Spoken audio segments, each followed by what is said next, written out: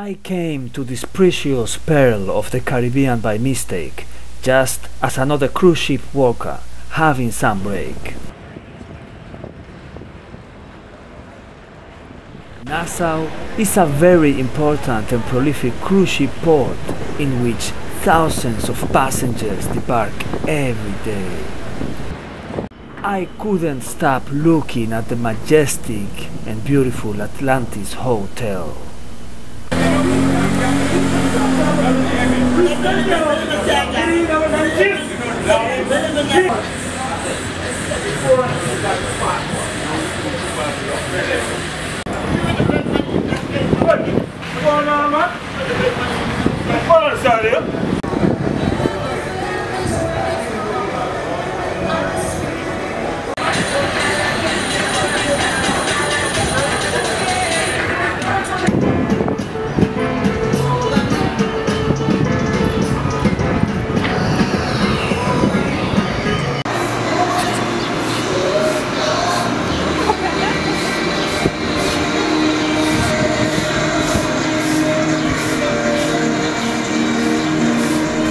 At the beginning of the 50s, a political party called PLP, Progressive Liberal Party, was born, made of black Bahamians, in order to oppose the government in power, which in 1958 created the UBP, United Bahamian Party, obviously formed by white Bahamians. The political battle carried on until finally the PLP won the elections in 1968. Then, the 10th of July 1973, the Bahamas adopted the title of an independent nation. Today, the Bahamas is a well-known touristic destination with luxury hotels and resorts. At the same time, it is the home for many offshore banking activities. By consequence, we can say today that the nation of the Bahamas is the third leading economy in America, after the United States and Canada. Babe, you like this one?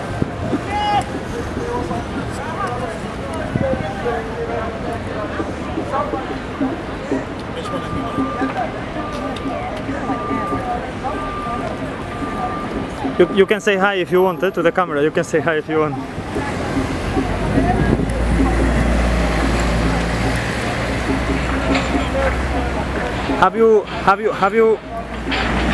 Have you been an artist all your life?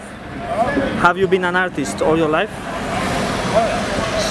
That's all I do. So you've been doing this since you are let's say a kid. Small, yeah. It's something that came out naturally from you, or you studied somewhere? So you are gifted, you can say, right?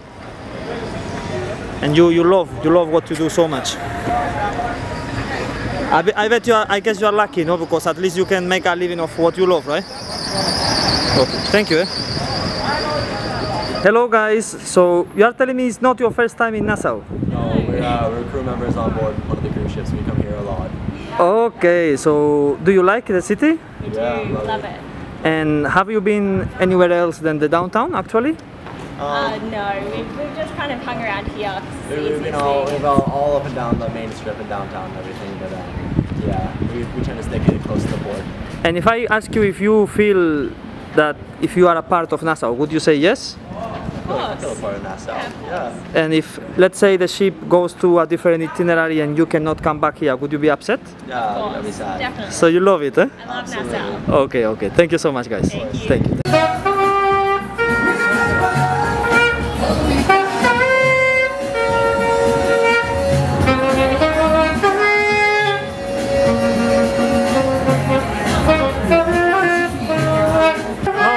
Sorry, I haven't got nothing here right now, sorry.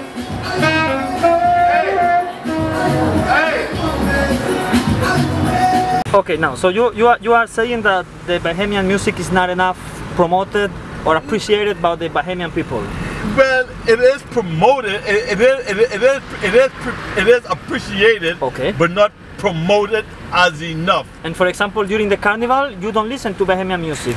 Well, I love Bahamian music. I think Bahamian music is one of the best music there is, but if there was a concert with a Bahamian artist and a Trinidad artist, you will see the foreign artists, the Trinidadian artists, concert will have more, like tens of millions of more people than the Bahamian artists. And it's almost like the Bahamian don't really appreciate their music. You know, it's almost, you know, like we go for Trinidad and Tobago's music, we go for Destro or Michael Montana or whatever, you know. Besides, say a Bahamian artist like a KB or Ronnie Butler or George Simonet, you know, something like that, you know. But our music is great, you know, but not when it coming to promoting it, you know. Before to listen to Jamaican music, if you come downtown, you know, I know you was to the store just now, and you had a soca. That's not Bahamian. Just the same thing, the musician, Yeah. he was saying the same as you. Yeah. There in downtown, when I was talking to him, he was saying, why are they playing Trinidad music in a shop Trinidad instead of music. Bahamian? Yeah, That's just what you said, the same. Yes, you know. He said just the same. Sydney, I think his name is Sydney. He played the So you know him already? Yeah, I know. So in a way, all the Nassau people, do you guys know each other? So we can say this place is small. Yeah, especially in the city of Nassau, and everybody knows one another by name, you know, or Satman or Taxi, you know. So yes. Yeah, actually, I would like to know which type of music do you play apart from smooth jazz, as I can see. Do you play as well some traditional Bahamian music? Yeah. We play some of that. And you've been playing saxophone since you are just since a very young age, right? Okay. You on the ship? Yeah, I work in a ship. What do you want me to play now? Do you play any other instrument or just the alto saxophone? Are you sing? Singer. You also sing? Which type of music? American? R&B. And how do you find it to be an artist? Do you have enough support from the people, from the system? To tell you the truth, I've been playing for a long time, like over 42 years. But I started off early, being exposed to America. You took a contingent from here, the top 40 ballets to play with here. And the Ministry of Tourism had us go into different states and stuff. But that's, I think it's because of me and them. We have tourists coming here now. But a lot of people don't know that. So in a way, I started all over. As a part of the people that started all this, this is like in the 80s. We went to different countries and different places, but we just took our music and exposed it to them. They wanted to come to the Bahamas because of it. Understand? so you came from the outside here to here. Are you Bahamian? Yeah, I'm Bahamian. Okay. That's what you would like. You would like to promote the local art Yeah, well, to the overseas. Yeah, but a lot of foreign artists, they wonder about us because Bahamian musicians, you take the music and make it loud. You understand? So and then we are master of transposing. Like I play Spanish. When somebody comes and do the same song in a different key, I will be able to call them because I'm only transposing. And that's what most Bahamian musicians are. Like a lot of foreign musicians, once they learn a song, that's it. You don't change the key on it. So I always say Bahamian musicians are very unique musicians because you can play anything, anytime, anywhere. And what about the local art? Yeah, the local art. Do you think it has enough support, or maybe it's losing its strength in comparison Our to? music is different. Say right now, we're listening to soca. That's not our music. That is from Trinidad, maybe in Grenada, no? Yeah. Okay. So I don't know why they're playing it. Okay. That's another Philippine. And what about the Bahamian music? Bahamian music is still down here. ready to excel. But see, unlike Trinidad and other people, the people from there, they love their music. I wouldn't say Bahamians don't love their music, but they don't love it enough. You understand? You could say the Bahamian music is in danger, in a way. Yeah. We could say that. Because Bahamas became so Americanized. Yes. They don't like really nothing of their food. Okay. Like, I'm kind of capable of that now, but I'm just getting back out of clothes. You'll never see a Bahamian without straw hat. Yeah. I'm telling you the truth. You know that. You know, they listen to Bahamian music, they go to, say we have regattas on different islands. They go to that, and when they come back home, you put in their reggae music and that's it. And we can stop. And also the new... Sometimes, if you want to have a job or a gig, which is called a gig, like in the hotel, you just can't play Bahamian music all night. You gotta mix it up. And I think this is something that is happening worldwide, not just here. The new generations, they are not interested in playing instruments anymore. Yeah. That's a problem, right? Or that's at least how I see it. They want to play now, they play. In here, okay. But at a certain level. So they play the marching band, they play the jumping band. Okay. And that's it. But to make it their career, everyone is going to hip hop or... they either I mean, here you are. I'll wait up with this guy here. You guys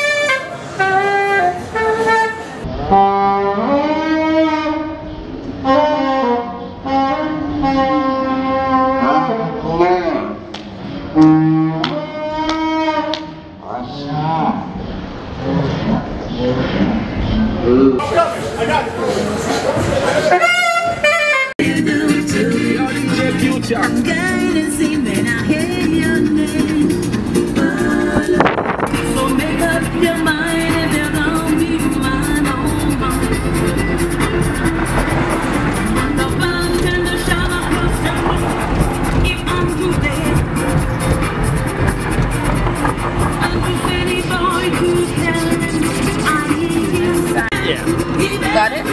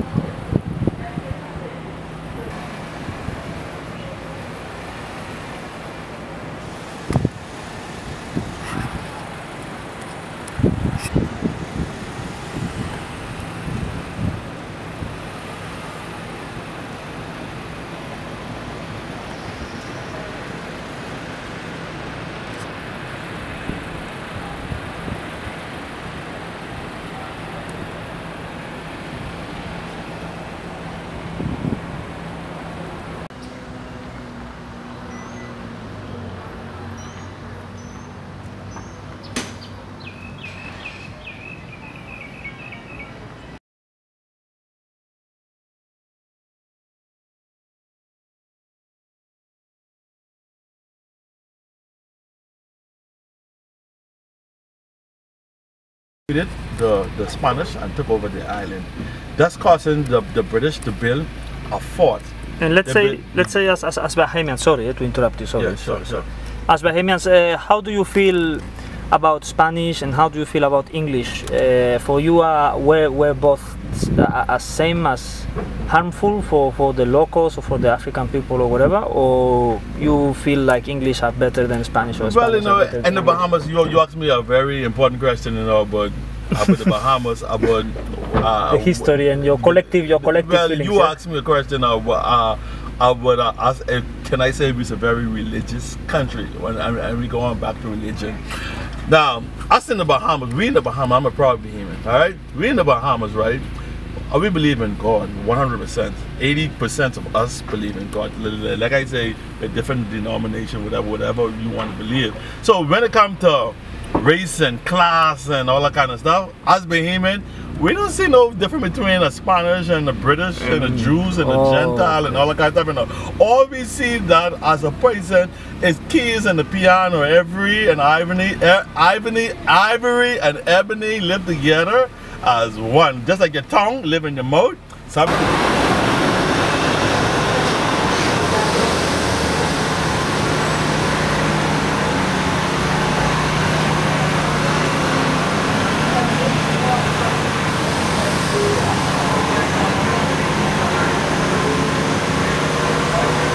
But the tongue don't move out the mouth, right?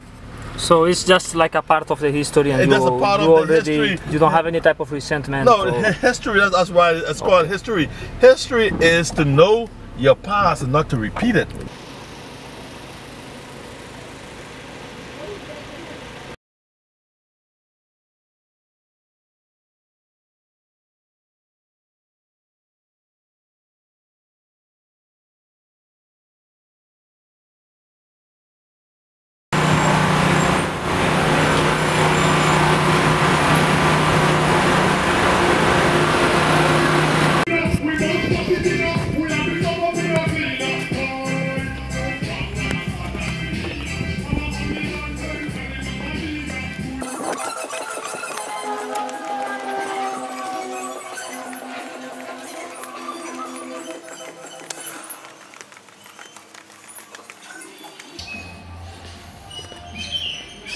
Hello. How you doing, man? You okay? Yeah.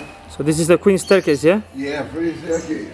How are you from Bahamas? Yeah, original. Original Bahamian, yeah? Yeah. So what is exactly the history as you know it of? Well, I know it's about take over 600 slaves, cut this, and take them 16 years from the bottom to the top. They cut it. Yeah. And you feel that the Queen Mary, she was the one taking the initiative for the action? Yeah, I think so too.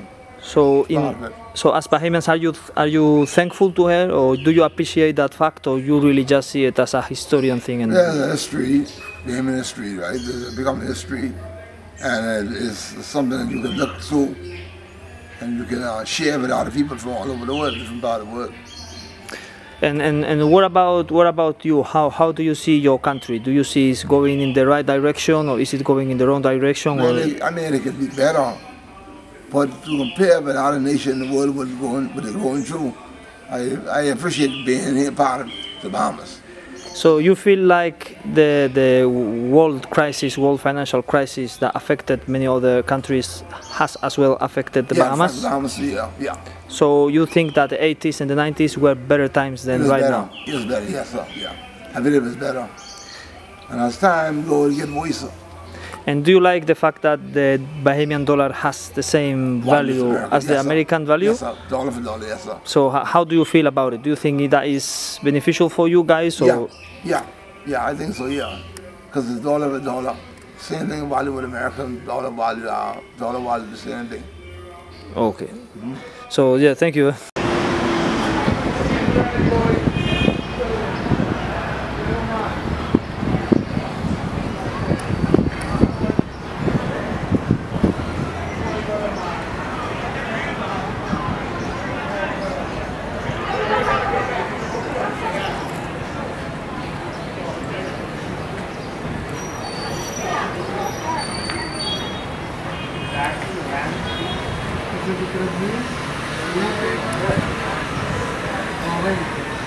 Okay, Nigel, so you are saying to me that the Greek people from Greece, Yeah, from Greece. they came to the Bahamas? They came in the early 1900s, Okay. 1900, and they came as very poor, and they came shoe repairmen and tailoring, and you'll have the sailors will come to port, and they'll come to get they'll come downtown Nassau, and they'll get their shoe repair, and the Greeks them were very poor. It was like a low-down job then, you know, but the Greeks them took that initiative and they did that, and they like the uniform, the sailor's uniform, either they would, you know, take it in or loosen it or make uniform, fit it in, you know, and that's the way the Greeks started out, according to information I have read, and that's how the Greeks started out, by one shop at a time, and thus causing them to own probably like 80% of businesses downtown. At that time,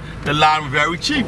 Wow. And that's how the Greeks were the originate of hotels in the downtown area. If you've been looking, if you see the architectural work here in the city in downtown, you see that that's Greek. And yes, I realize that. Yeah. I realize that it has like a Mediterranean touch. Right, yeah, that's what it is. Let's say, a Mediterranean touch. Yes. And yes. And the Greeks own, you see, the Greek hotel, this, all of that, and the Greeks own all of that. And the Greeks run the city, Nassau. Now, so they are. Let's say, sorry to interrupt you, Nigel. Sure. So let's say they are Bahamians of Greek descent, right? That's you see, Jonathan. That's what they are. Okay. Bahamians of Greek descent. They call themselves Bahamian Greeks. Bahamian Greeks. Bahamian Greeks. Just like American Italians. For example. American Italian. That's what they call themselves. Okay, now this property we on right here is called the John Watlin Distillery. Now this used to be a home of a former duke. A duke who basically was a pirate. As I was getting deeper into Nassau, I couldn't stop myself from being more curious and hungry of getting to know more. At the same time, I felt the people of Nassau should have more international recognition. That's why our recorded conversations are a very important, if not essential, point of these documentaries.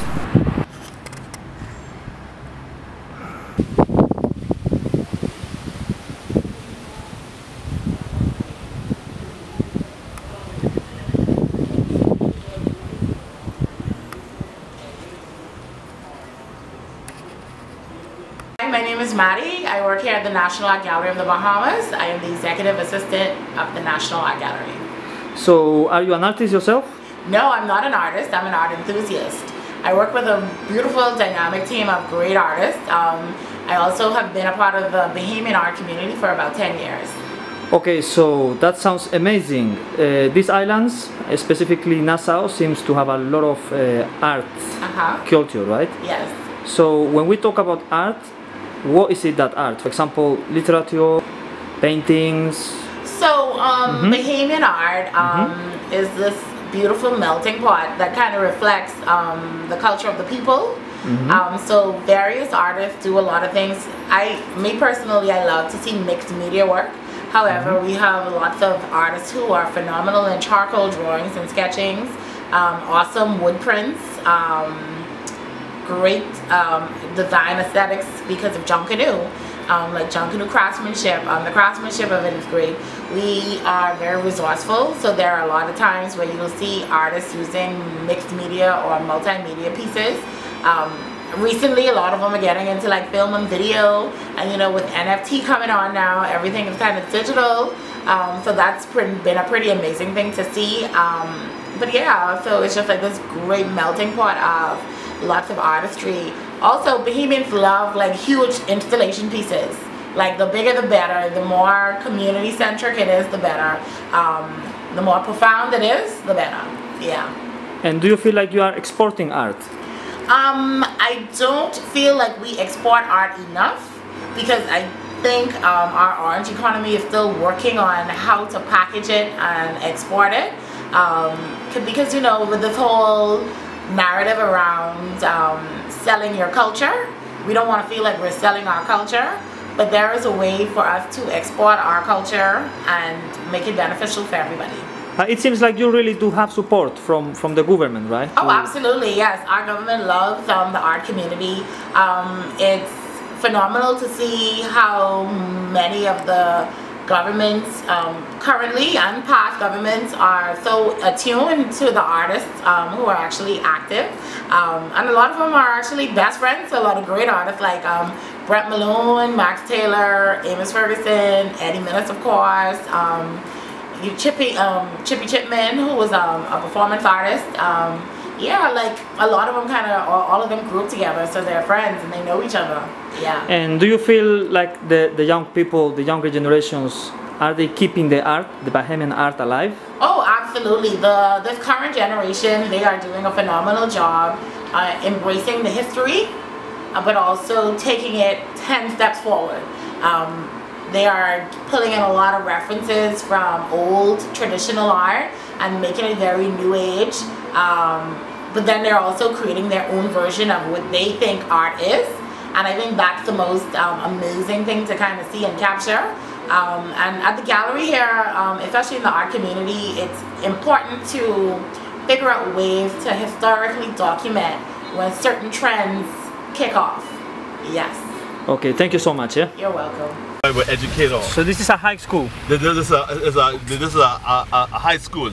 High school. Yes, and is it a public high school or private? It is a public high school. And how does the education work in here, the public education? How is it like? I mean, do you have to pay something for? And public school is free. All you gotta do is just totally free. Come to school and get an education. It's free. So now, we can say in that part the government is doing a good job. Yes. So Bahamians are well educated, right? Well, the Bahamas government supply education in the Bahamas. It is absolutely free. Okay, all right, so I would say the government does its part to educate the child. Now it's up to the child to gain the education, to gain the knowledge. Now you can take the horse to the well, but you can't make him drink if he doesn't want to drink. So I mean, that's the way we said. So I think having a good education, I don't think that's the government responsibility. 100%. I think it's the parent. Yes. I think because some parents think that when they take the child to school, it's a nursery, yes. or it's somewhere to dispose their kids. Yes. You know, while they go to work, you know, and say, oh, that teacher's headache. I think yes. you play a vital role in making sure that your kids have a good education. So that is not the government responsibility. The government responsibility is supplying the educators there to be there and to nurture your child, and you must teach your child respect and manners and all of those things. Now, Jonathan, as you can see, you know, usually say the tour is called Nassau Deep. I take the privilege to drive into my old neighborhood. Yes. This is the city, and you can see it's not a very exciting view, but it is how the people live. Not the rich, and as you can see, it's not the lifestyle of the rich and the famous here. And for example, let's say this house. Yeah. How much could it cost monthly? Well, this house here could cost monthly like $500. It's still expensive, you know. Now, very expensive. Now, when I spoke earlier about education, now the house, the area, it seems to be in a horrible state. In other words, I don't want to use this harsh word, and a filthy, dirty, nasty, demeaning area. But once again, this is not a government problem. This is the people problem. The government doesn't nasty up the place. The people are the one who live here, are the one who dispose garbage and derelict vehicle and kept it in an untidy way. The government didn't do that. You right? You agree or you disagree? Yeah. See, you know, the government does, you know, cleanliness next to godliness. If you clean your area, like for instance, look here, Look here, the garbage and the derelict vehicles and all that kind of stuff, the stray dogs and stuff like that. Now, you know, now I say the government can put laws to enforce it, to make you, you know, clean it up. You agree? So for example, the university is as well for free in here? Well, yes, yes, we have a university here. It all depends on your qualification, but I understood it is free for those who qualify. Now, not everybody can go to university. To university. And you must have a high grade, right? A high grade. Okay. I can't allow you to come in my classroom in a delinquent state because you want to say you went to college or university, and if you're not qualified, then you know you should not be in my classroom, right? So what about, for example, this neighborhood? The people who lives there, they have regular jobs, like for example. Well, yes. As the talk continue, right? You see different areas and different type of people, the different economic classes of people. You know, those people who live there mostly migrant from a country called Haiti. Haiti, okay. Yeah. Okay. So and they live in a substantial way. That's. But still, that house you showed me is $500. Yeah, maybe more. Actually, Jonathan, it's downtown. It is downtown. See this guy here? He want to meet Jesus, amen. Hello. He want to meet Jesus. Hello. Hello. How are you? Good.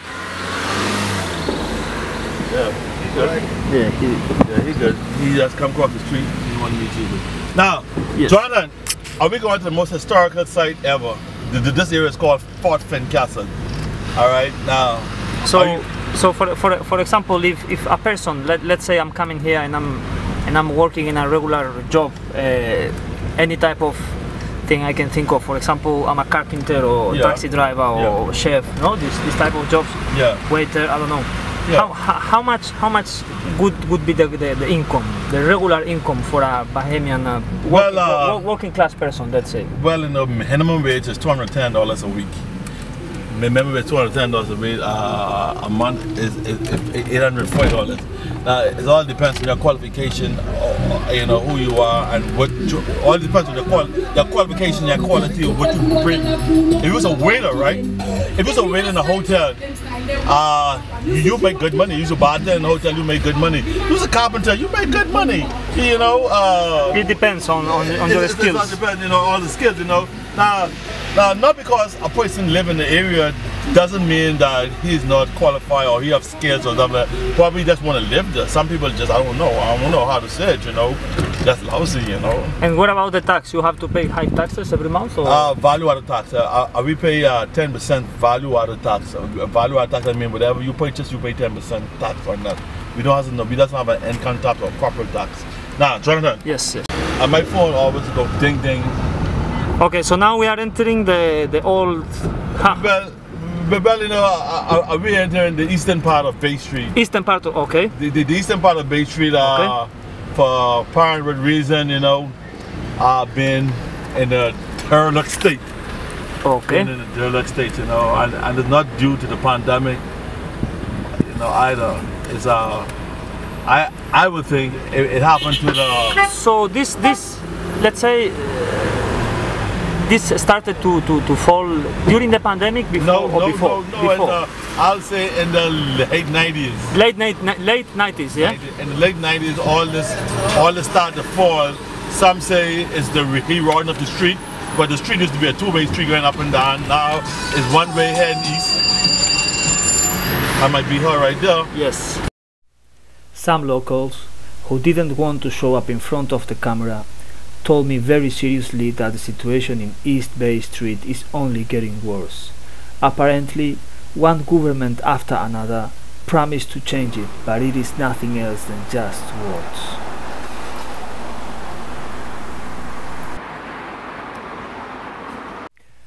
Once again, Bahamian art blows my mind.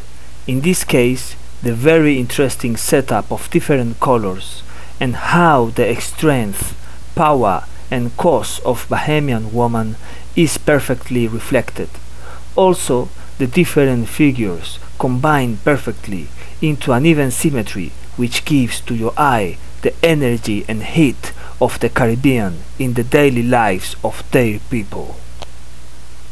We just have kids different people. So this is practice, right?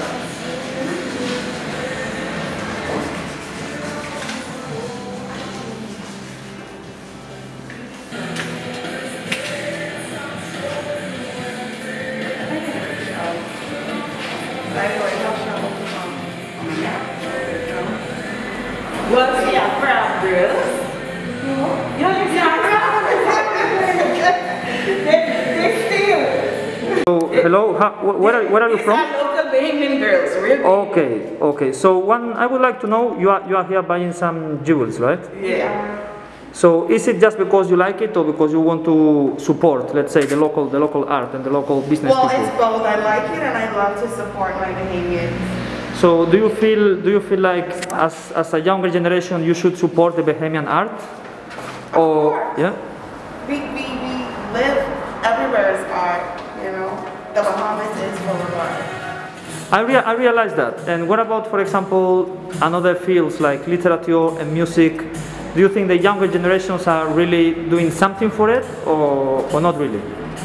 I think the younger generations are making headway. You know, this store was not here, so the fact that it's here now shows that we're making leaps and bounds. And I realize there is a lot of women in these paintings. So I can see as well the local woman as very, very strong. Is that something historically, or? Yeah. I think it just goes back to there's the strength of a woman, period. But a Bahamian woman, she gets stuff done. Yeah. Okay. And one of Jess's, they age, the same age bracket as them, in the late 20s, 30s, so. Do you see? That's Bahamian supporting Bahamian. And what about different generations of women, for example? Is it very different, the values, the ethics, and the way you see the world? Or do you feel like, for example, you and your mother, you have the same mindset? I think that, you know, it transformed over the years, but I still have the teachings instilled inside of me. So how do you define yourself, for example, more free than your mother in some things, or for all? Yeah, I do. But I'm heavily influenced by them because, you know, they were free, just as free as I am. Okay.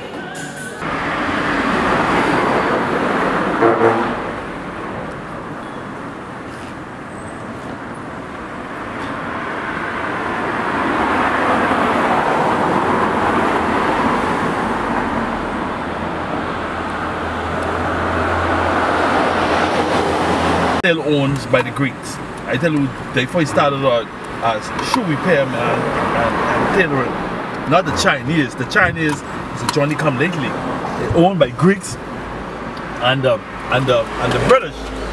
So okay. So in the late 90s, this started to go down. Well, in the late 90s and the early 90s. So this area before used to be beautiful. Just be beautiful. It must be a metropolis. Okay. It's beautiful, you know. A shipping company will use. Tropical shipping company used to be over here. Okay. A big shipping company over there. So it costs a lot of revenue. It costs a lot of revenue, a lot of business, a lot of office work, a lot of shops. As you can see, all the shops here on my right hand side, on left hand side, both sides, the south side and north side, there has to be lots of commerce.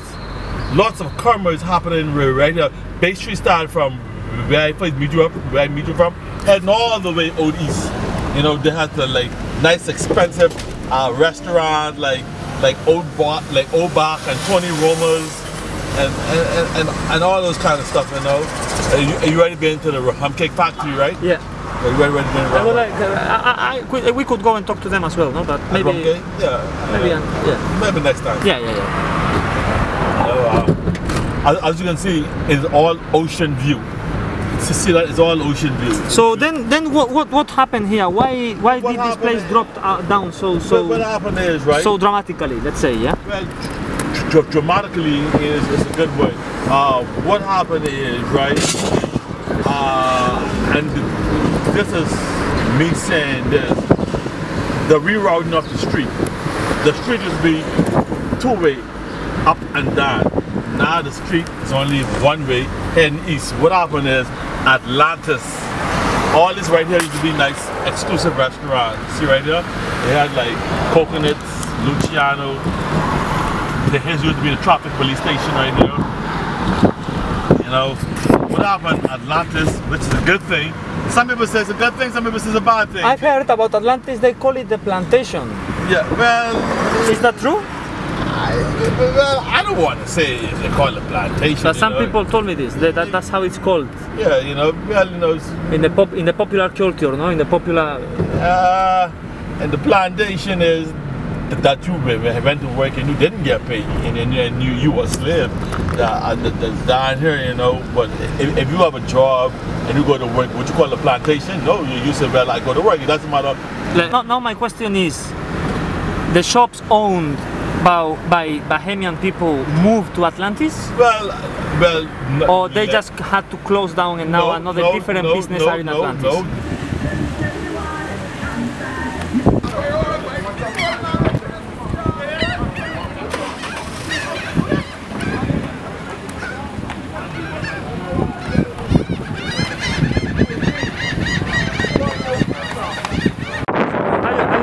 Okay, so this is the local fishing in market, right? From Distillery. Okay, so do you guys operate by yourself or by the government? How do you feel about the big companies? So what about the industry? And how do you cook it, guys? Unfortunately, the quality of the audio is very poor. That's why I couldn't even manage to write down any subtitles so you can understand exactly word by word what was he saying.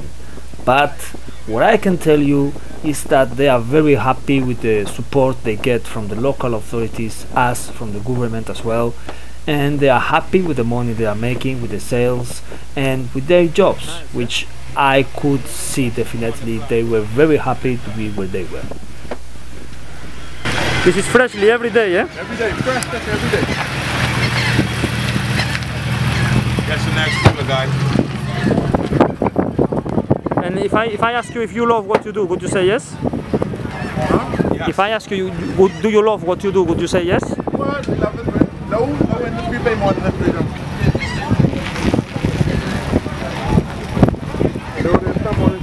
Pull up a little bit, Drew. Pull up a little bit.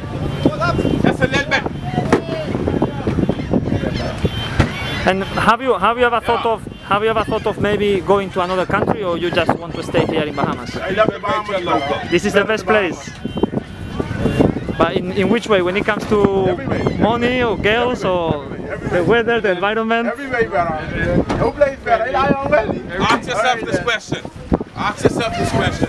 So, you love it here in the Bahamas? Oh yes, for me, yes, I could stay here. What do you love in the Bahamas? Of course, yes. Tell me what all you love in the Bahamas. Everything. I think the whole environment, the people, the weather, the beaches, everything. Is awesome. Yeah. Even the bitches. No, I mean the beaches. The beaches. Like, for how long have you been working in the fishing industry? Me, 20 years now. And are you happy about the local support from the authorities? And I'm very happy. And do you really think it's worth it, what you are doing financially, economically? Are you making money, let's say, out of this? I mean, it's cigarette heavy, and by children to live. It's good, everything.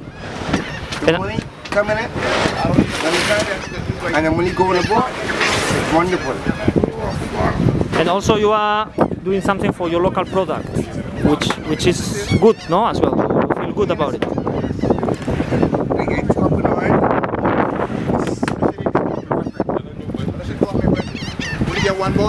And how many hours do you work a day? I work like from 11 hours a day. It's a good schedule, eh? At least you get some hours for free in the evening. You can rest. Okay. And which one would you say is your favorite fish? Let's talk to me a little bit about all the products that you guys will have here.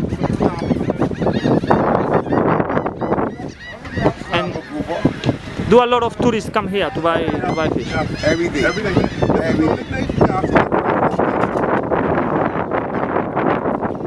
No more camera, my boy. It's that time.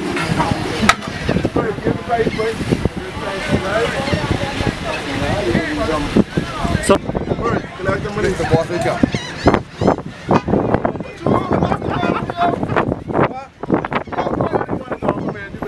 Something about the fishermen that captured my attention was how seriously they wanted to keep their privacy, and in the other hand, how happy they were doing their job.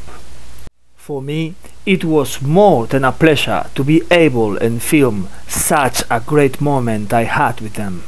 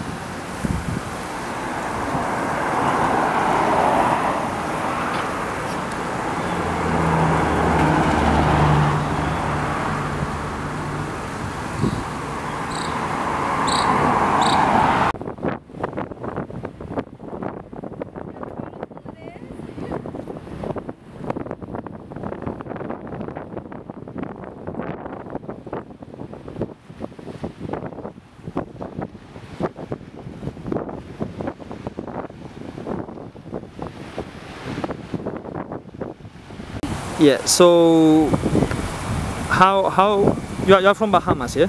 Yes. Your parents as well? Yes. And how do you feel about it? You love to be Bahamian or? I love it. I love to be a Bahamian. It's great here in the Bahamas. It's great here, and yes, what? It is. So what is that is so great about here, for example? Well, our beautiful beaches, sunshine and sea. As you can see behind me, we do have some beautiful beach. And the people here, the food here is great.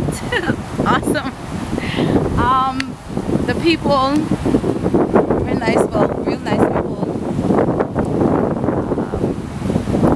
I guess I just love being a Bahamian. It's good to be a Bahamian. Okay, but then what is the reality for you local people to handle it, the cost of living here and to make a living here? Is it very expensive for you? Yes, well honestly the cost of living is very high. But through the grace of God we somehow make it. And when did this cost of living started to rise up? Well, say about 4 or 5 years ago. That's when the tax rolled in. We started getting hit with tax. And everything just went up. Bread basket items went up. Everything just went sky high, except the minimum wage. Yeah. But for example, in your case, you've been telling me that you've been working since you are very young. Yes, from I was 16, I graduated in June. July, I was working on a job, and from then I've never stopped working. I've known labor all my life. They told me during the 70s, the 80s and the 90s, Nassau was a very profitable place. Well, I've heard stories. I'm not that. Yeah, you are very young. You are very young. So yeah. I've heard stories. And the stories that I've heard, they were very interesting stories. As I understand that things wasn't that expensive because back then they used shillings, something they called shillings, which was money. And I guess the cost of living was way much cheaper than now. It's too bad that we as young people have to experience such high cost of living. And how do you feel about, for example, Chinese government or companies coming to the Bahamas and buying lands? Well, honestly, I don't feel good about it, but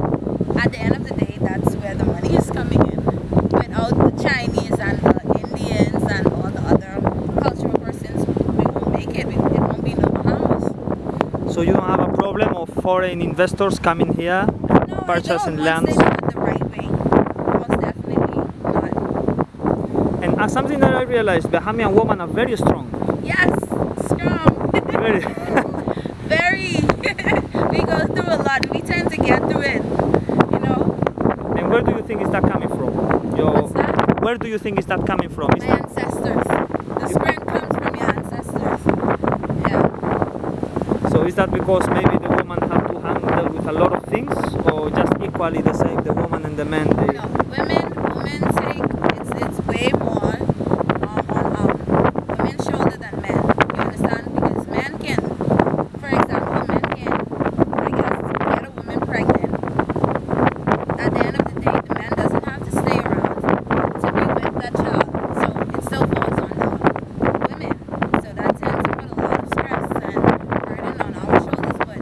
But that's where the strength comes in of us being strong, being women. Feel about the building of the Atlantis Hotel? Do you think it's something positive for Nassau? Yeah, it is. It is. Most definitely positive vibe. And if you could change something in Nassau, let's say that you are the mayor of Nassau, the prime minister of Bahamas, what would you do? Tell me 3 things you could change for the better, for your people. Well, and for your nation. First thing, the minimum wage, I would raise it higher. Secondly, I would cut out tax. And thirdly, I would ensure that every young person has a job, whether they have a clean history or a dirty history, because people tend to judge you by your past. So I mean, I would cut that out. Everybody deserves a second chance. Yeah, so I would make it a better Bahamas by doing those 3 things. Before, could you say the Bahamas is finally for the Bahamians or not yet? I mean, honest opinion, not really. And if you could blame someone for, let's say, the things that are not right, who would you blame? I would blame us as Bahamians because we tend to settle for whatever comes our way.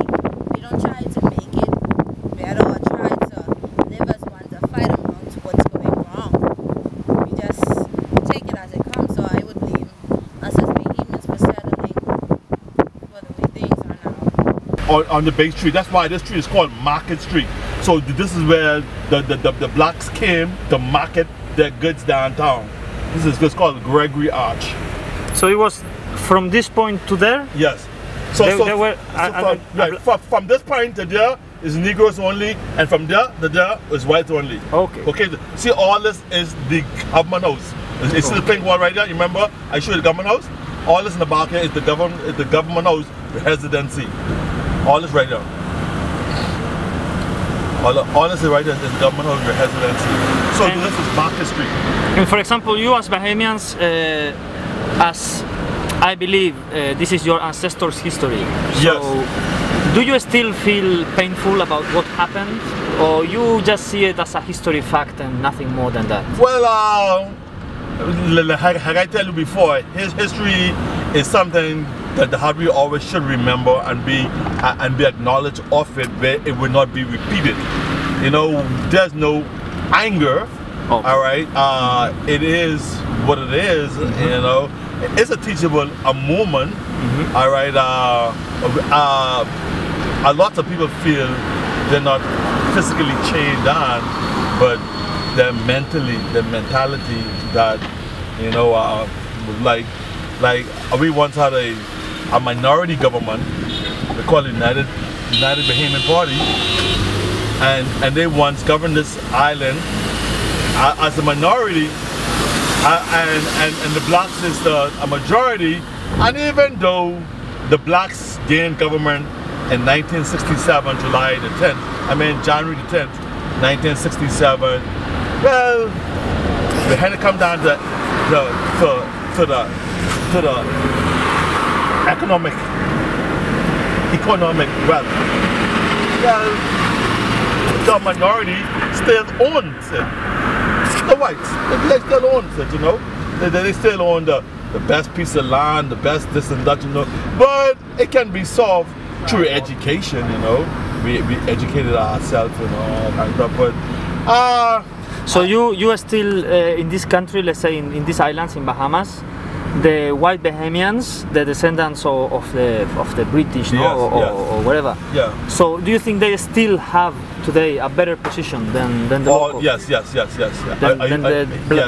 the African descendants, let's say. Yes. I like the word you use, an African descendant.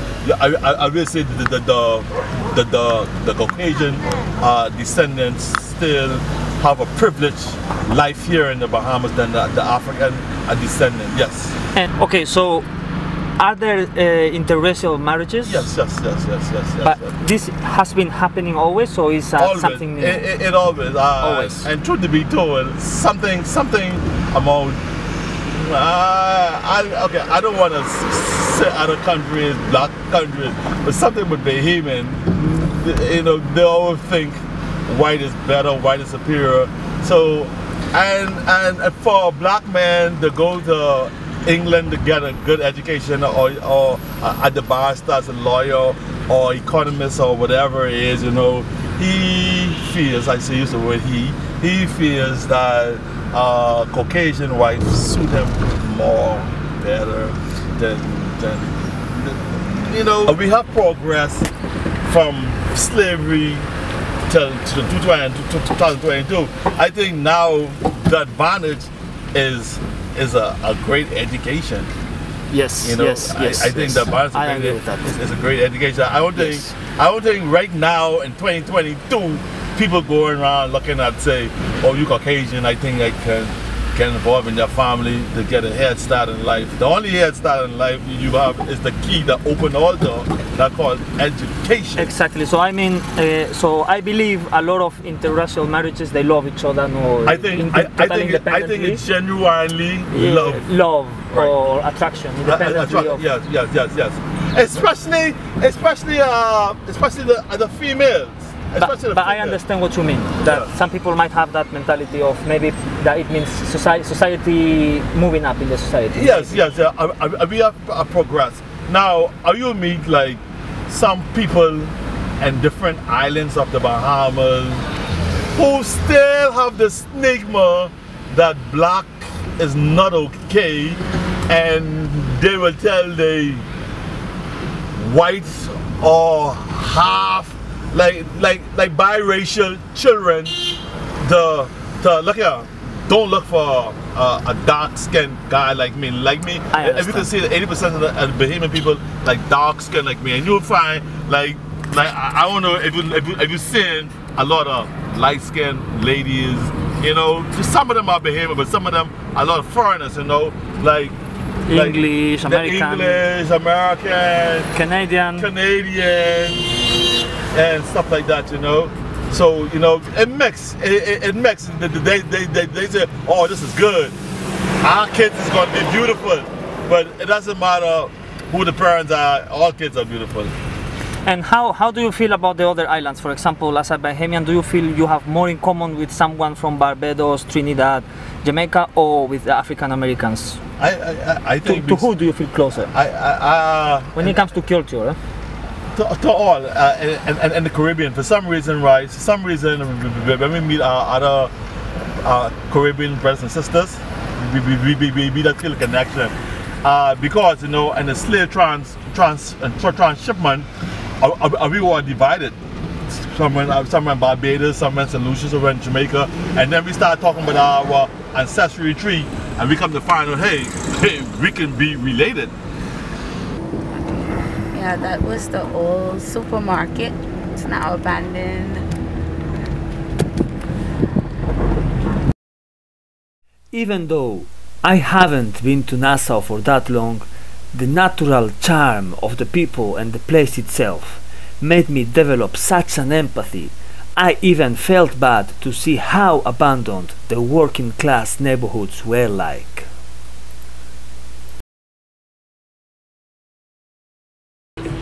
How'd go, bud?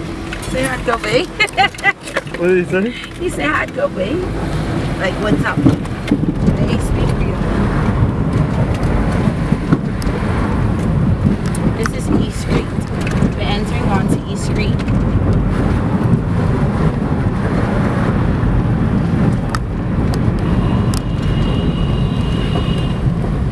Most of the times, when we talk about class differences or how the wealth stays just in specific areas, we usually refer to places like New York, London, Los Angeles or Moscow.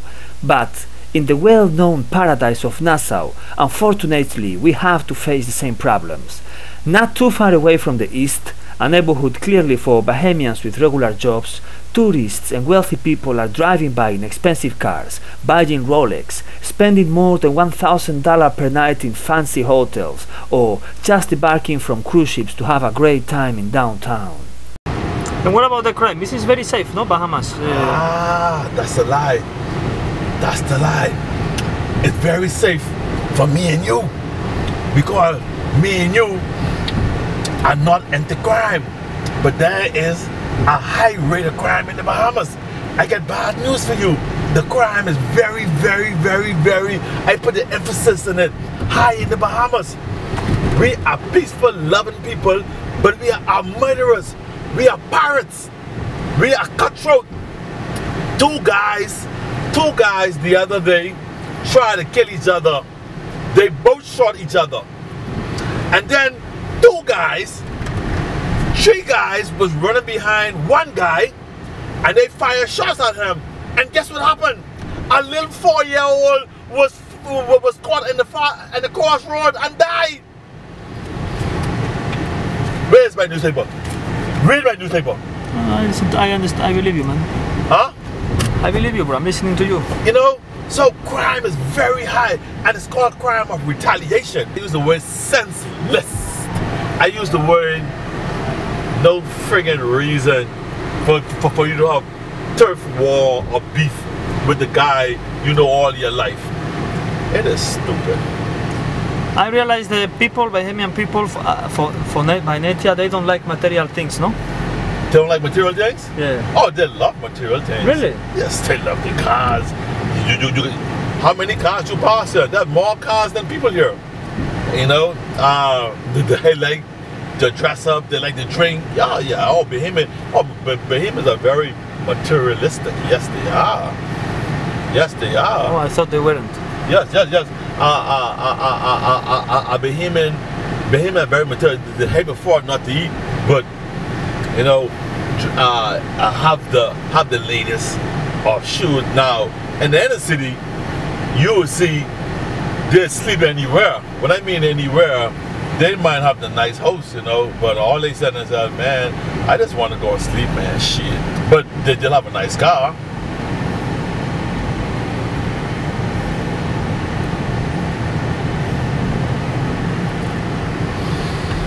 It all depends, you know.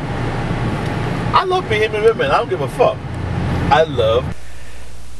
The level of crime is considered as high. Generally, assault and armed robbery, corruption and bribery, and vandalism and theft are affecting Nassau.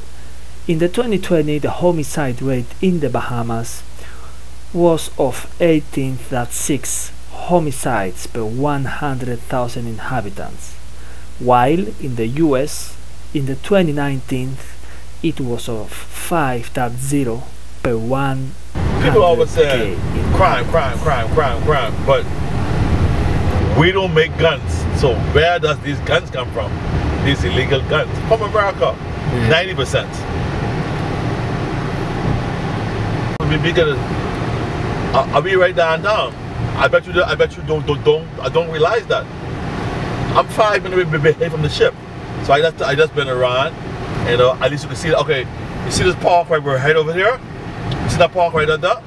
That's one called. It's called Renzo Park by the Duke of Winslow. See it right there? See the park right there? Take a photograph. It's Renzo Park by the name of Duke of Windsor. This is where this road here is called Wolf Road. As a matter of fact, that is called the University of the Negroes. This is where, when the country was segregated, the black party or the black movement came here and they gathered right here and they demonstrate right here and held a rally at Renzo Park. The street is called Wolf Road. Wolf Road, I can't tell you why it's called Wolf Road, but I think you see a name. You see right there? You see the name? It says Renzo Park. All right. So yes, the Progressive Labour Party and then all the Negro, the black activists and all that kind of stuff, and they had their rally and their demonstration. All the Negroes assembled here on this park because they couldn't go downtown because downtown was for whites only. Not until 1967 when a new government was issued in. Now, you see this road right here? It's called East Street. Now, take a good look at this road right here, East Street. Renzo Park, East Street. This is where the Negroes would march to go on Bay Street to demonstrate. Now, as prejudiced as the Caucasian race was, they still did a lot of good things. We could say the whites were prejudiced and they were nigger haters and stuff like that.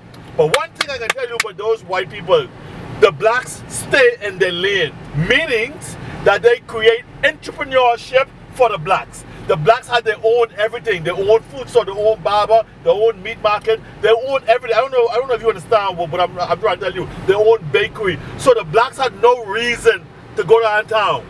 All right, you see all these buildings on the side of the road. You see how close they built the road because they were built close to the street because there were always parade and demonstration. So the people so the citizen could just open their windows and watch the scene. Notice the building are 2 stories buildings and stuff like that. Okay, this is called East Street. Now this is the world famous Church of God of Prophecy. It's a big jumper church. It's where the father of the nation once attend. This is where the prayer meeting is held. Church of God Prophecy. We have supermarkets and stuff like that. What you need to do is go inside them and see who run the business. It's the Chinese. It's the Chinese who run the businesses. Alright. All this used to be nice, clean, superior area. All this.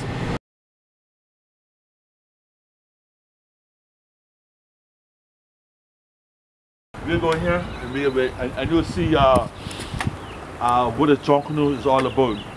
It's an expression of freedom.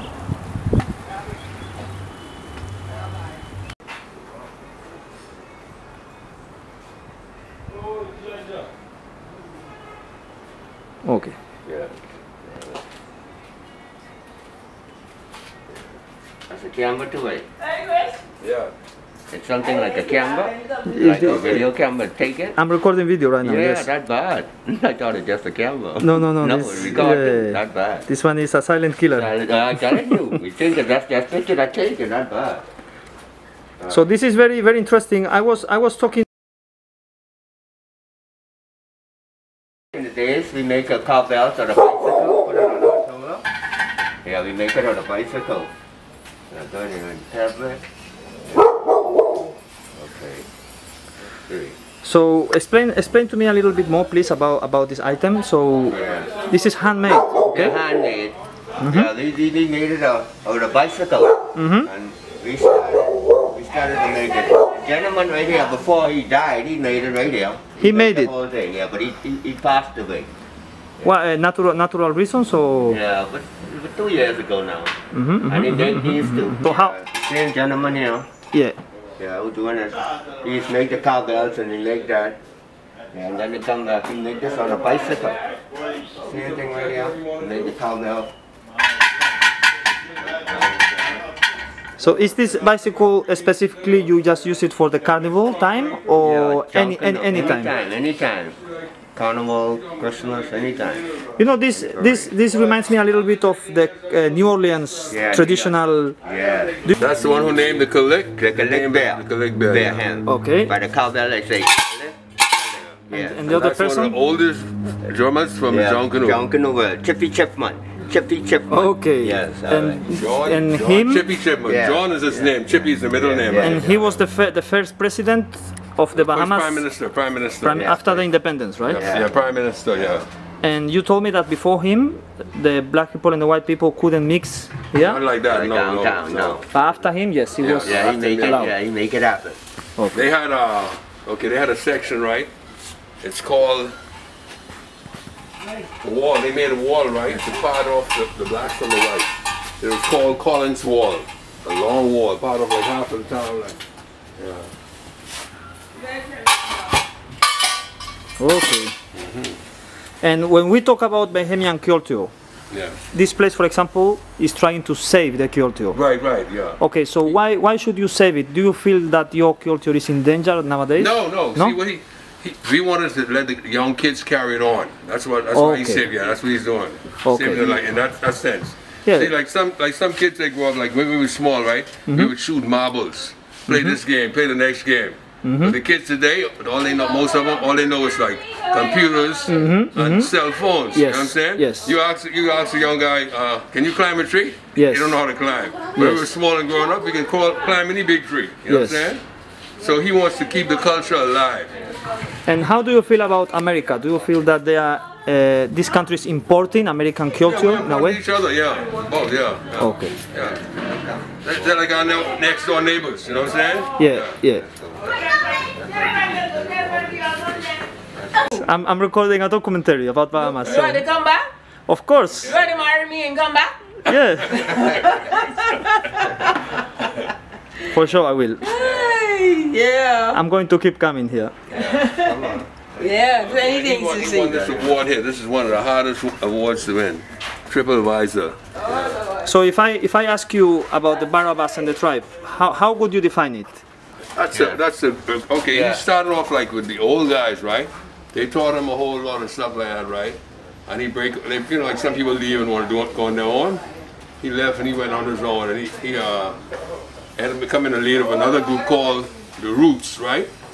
And they won the Junkanoo at one time, because we do like, it's like a competition. You know what I'm saying? And then after that he break off from that, and he